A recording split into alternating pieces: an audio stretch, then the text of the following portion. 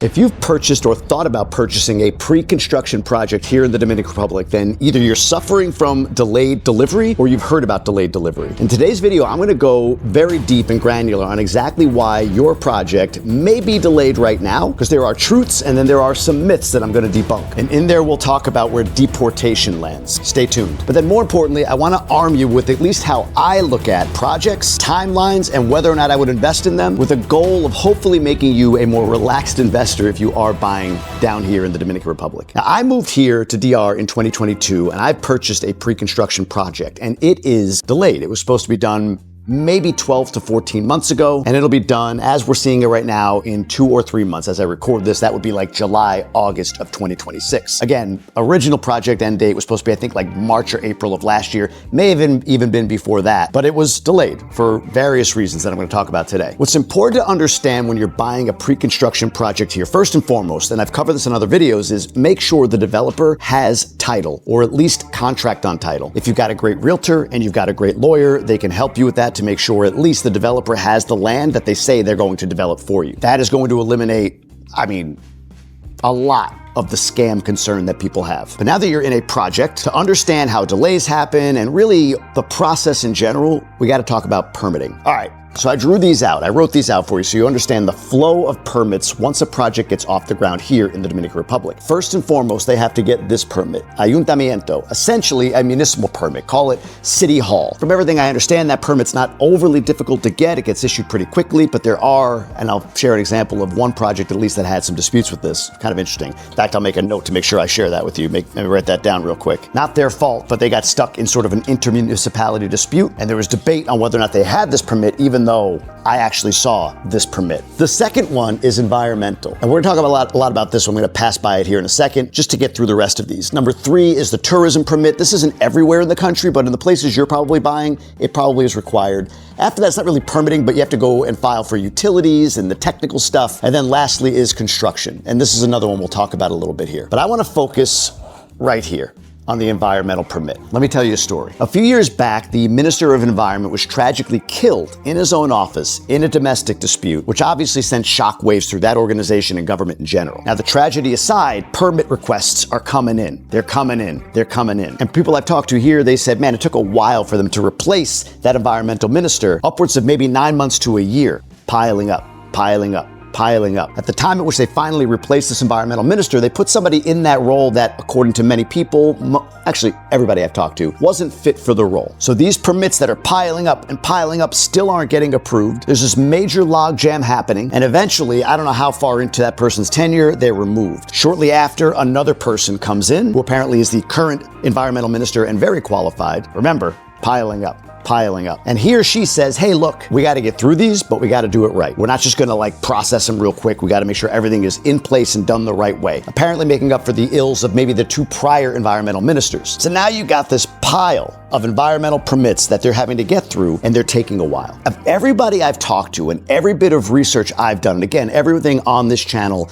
is my take. Do your own due diligence, speak to attorneys and other professionals. I'm not any of those. I'm a guy that's invested here as well, and I'm sharing my perspective. But everything I've gotten is that those environmental permits are the real lag, in most cases, on why delays are happening. There are considerations like population density, drainage, and so many other things that may not have been considered before, and the new minister is being very intentional with, which is good, but it creates delays. And again, I'm going to give you perspective as you're shopping and looking on at least how I look at it for you to overcome this, at least for your own sanity. So we continue through. You've got tourism. Once you get environmental, you get your utility set up, and this is another lag point. That final construction permit also takes a while. I don't have as much clarity. There's not as many stories, just rumors, not like more clear stories on construction, but they may take a little longer on that construction permit as well. But everything I understand is it's not to the level of delay as the environmental permit. So now you know this, how permitting works, and where the logjam might be. Now you should also know this. There is a proposal out there to streamline permitting and make sure that there is sort of one central number assigned to any construction project that any one of those departments departments can cite and use and pull up so they see all the steps of the permitting process, increasing communication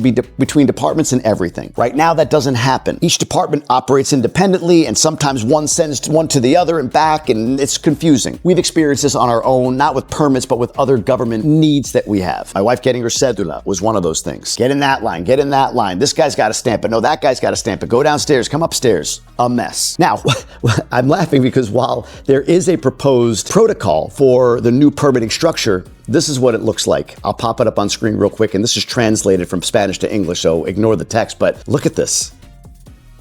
Do you know where those lines are going? Again, step in the right direction, but it's very, I don't know, Dominican. Efficiency isn't the objective, although I guess it's supposed to be the objective in making the permitting process more efficient, but I can't decipher all of that other than to say one central number that everyone can cite and there's better communication between departments. So let me make this real for you. This ayuntamiento permit, this municipal permit, this one became a big deal for a project called Larimar City, which is in Punta Cana. Larimar City is a very ambitious project by most people's accounts, even their own, that they're going to build this kind of city up on a cliff a bit back from the beach life here in Punta Cana. It looks beautiful. It's under construction. I've seen it. I'm pulling for it, and I've done a lot of research on the development company and the founder, and everything checks out. All looks reputable from my perspective. But there have been doubts because of the size of the project, where they're building it, and so on, not only by buyers, but more importantly by a lot of realtors when these folks entered this market. Well, to compound that, it came out that Larimar was operating without the proper permits. Specifically, that one, Ayuntamiento. But here's what happened. Larimar, where it sits, is in the municipality of, I guess, Otra Banda, which sits in La Altagracia on the edge of the city of Higüey, as well as on the other side being a part of the Punta Cana Verón municipality. So while they had their municipal permit from one of the three, I think it was Otra Banda, the one that they felt that they were supposed to, the other ones wanted their share. They're saying, hey, no, they didn't pay us. We're Higüey. We run the entire province. You need to pay us for that Ayuntamiento permit. And Punta Cana Verón is saying, well, you're calling it a Punta Cana project. Like, we're owed that. There's been a lot of reorganization of the municipalities in the area recently. We won't get into that in this video, but that definitely streamlines it. But the other thing is, they were the victim in this case of bad press. Not having permits was like, no, they have the one that they were supposed to get, but other municipalities were laying claim to it. Again, new process, hopefully, one number, everybody can see what's going on, and there's better inter-department discussion. I don't know if it would have fixed that issue, but it's an example. I share that to say you've got to be tuned in. And if you're watching this where I'm getting nitty gritty on all this stuff, then you will be. You'll be educated, at least on some of the ins and outs. All of that said, as I say always, do your own research, talk to the right people, talk to true professionals. Allow me to just be a doorway into like, oh, okay, that's interesting, and then take it from there. All right, before I talk about how you can lower your stress and ensure that you're,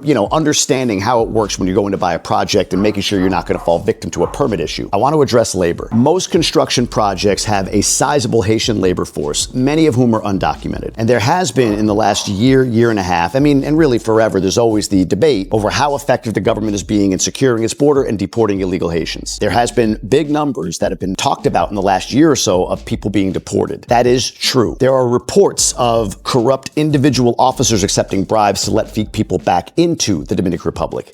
That seems to be true, I'll say. It's all alleged. Just making sure I'm clear on that. And developers experiencing delays, for them, it's very, very easy just to point to the news and say, hey, look, that's our labor being deported, hence the delay. And you on the other side, or me, we're saying like, that checks out. I see news article, I see workers, must be less of them.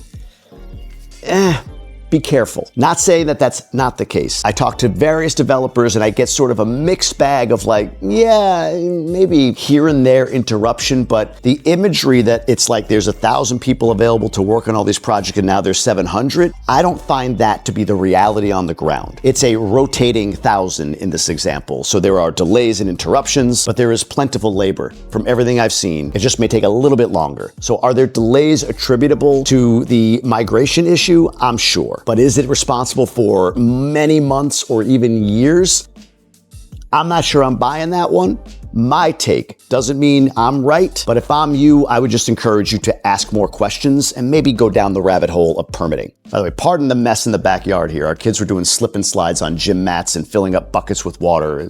Nice day. All right, let's get back to this permitting thing and how you can look at this when you're inspecting and going after a property and say, hey, am I going to be okay here or am I not? Right now, the environmental permits today, as I record this, could change in a month or a year. They're taking 18 months to 2 years often for them to be issued. So let's walk through the scenario of you talking to a developer directly, which again, I always say, go to a realtor first. This is one of those reasons. Good, great realtors know this stuff and they know who has what. But fine, you're talking to the developer. Here's what you're going to talk about. Show me your permits. Great. They may show you this first permit. Ayuntamiento. Okay, I have permits, right? For the uneducated buyer, that's enough. It looks official. It's a permit. They say they have permits. What do I know? That's it. But then ask this. What's the status of your environmental permit? If they say, oh yeah, we should have that very soon, everything's good, everything's filed, all great. Ask another question. When did you file for that environmental permit? Get that answer. If they say and show you like, oh, look, 30 days ago, we filed for it. Consider what I just told you. I'm hearing 18 months to 2 years from many developers for the environmental to be issued. Some are saying it's getting better, but just you get it, right? If you can't even really start construction truly or really get into it without that permit and they applied a month ago, now the next question is, when did you say it's going to be delivered again? This is where you want to open your ears and just do the math. If it's April of 2026, they applied in March of 2026 for the environmental permit, and they're telling you this project will be done altogether in April of 2028, I'd struggle to believe that. But here's where the tricky part is with this. I'm not saying that it's a bad buy. It may feel like it, like, well, wait a minute, if they're not being honest with me about delivery date, Jamie, with everything you just said, if they're saying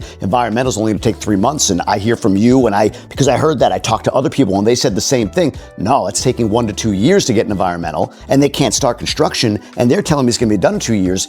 How can I believe them? That's fine. That's up to you. All I'm saying is most salespeople are going to sell you on the best possible scenario, because if they are completely honest with you that this will take much longer than 2 years to finish, they know that the other 50 projects that are selling, they're saying 2 years. And for the uneducated buyer, which isn't you, who doesn't understand a thing about permits, they're going to be like, well, I mean, you're telling me 4 years. This guy's got 2 years. I saw both your permits, Ayuntamiento, more than likely. I'm going to go with the 2-year guy, get my unit faster. So again, do I wish all these developers would be completely honest with timelines based on these permitting issues? Absolutely. Do I expect them to? No. So here's what I say and how I look at it myself, and even what I've done. I hear the sales pitch, I educate myself like I did on these permits, and I'm just sharing what I've learned with you. And then I do my vetting and my screening of the developer with my realtor, with my attorney. At the end of this video, I'll link an entire video I did on this channel on the 3 to 7 steps I use to vet developers. Works for me. But if at the end of all of that vetting and screening and the realtor and the lawyer and all of that, I say, you know what?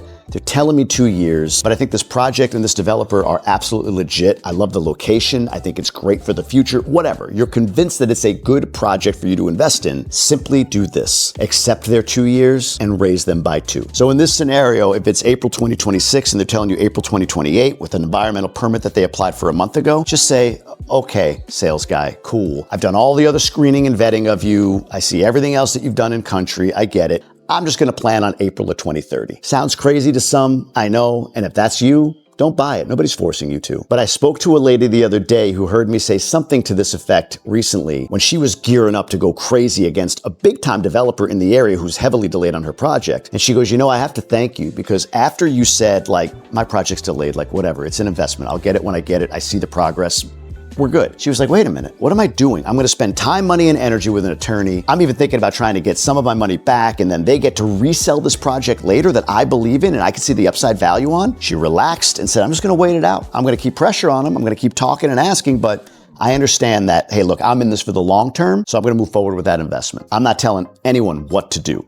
I can't. I wouldn't. But I'm simply saying that if you understand all of these little ins and outs and dynamics, number one, you're 95% ahead of everyone else buying in this market. And number two, you'll significantly reduce your stress level. If you do good developer screening, understand the permitting, ask the right questions, get the right answers, and then make a decision in conjunction with the right professionals to protect you, realtor, lawyer, and so on. All right, here's the important part. How do you find the types of professionals that you need? Well, there's 2 ways I can help you with that. Number one, if you go to jamiegruber.com/referrals, I can gladly refer you a realtor, an attorney, a mortgage broker, even a developer that I've invested with. Most of these folks are people I've done work with. There's even a water filtration specialist in there. Whatever you need, all of those referrals are in jamiegruber.com/referral or referrals, one of the two. It'll be linked below. And you can fill out whatever referral forms you want to. Know that they'll compensate me likely if you decide to do business with them, so please do your own due diligence and screening. screening, feel good about who you're working with, and really just find great people, whether it's from this website I gave you or on your own. The second, and this might be even more impactful, is to get around other people doing this stuff, buying, investing, living, moving here, that can guide you with their own experiences, whether they're the same as mine, counter to mine, and you get fully informed. And for that, I offer our DR Inner Circle. You can go to www.jamiegruber.com right here. I'll put the link below as well. It's a few bucks a month. It's the cost of like a large latte at Starbucks. And you're gonna get in a very engaged community in WhatsApp or Facebook, or both if you want. Bonus content, weekly Q&A with yours truly, monthly office hours with my real estate and business attorney, monthly office hours with the citizenship attorney, monthly state of the market reports from all around the country, and so much more. I always seek to add way more value than I ask for in return, so give us a shot and see what you think. By the way, annual members, if you decide to pay for the annual versus the monthly, I'll send you a gift via mail that I think you'll really enjoy. Now again, I want to make sure you have some ideas on how you can screen the developer if you're going to work directly with them. I did that video right here. You can tap on it to get some data and insights that I've had both in the US and here as an investor, and I'll see you on the next one.